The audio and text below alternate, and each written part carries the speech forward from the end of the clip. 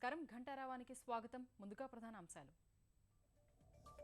అంతర్జాతీయ పోటీతత్వ సూచీలో మెరుగుపడిన భారత్ 16 స్థానాల ఎగబాకి 39వ స్థానానికి చేరిక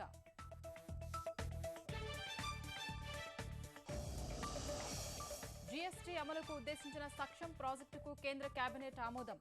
రష్యా చమురు బావిలో 29.9% వాటా కొనుగోలు అంగీకారం ద్రవ్య వినిమయ బిల్లుకు అమెరికా సెనేట్ తిరస్కరణ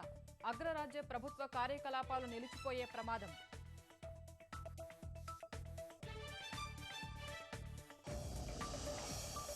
విజయవాడలో కొనసాగుతున్న కలెక్టర్ల సదస్సు 15% వృద్ధి రేటు సాధనపై కీలక మథనం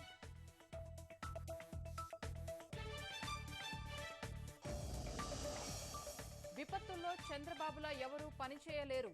జగన్ బురద చల్లుతున్నారని కళా మండిపాటు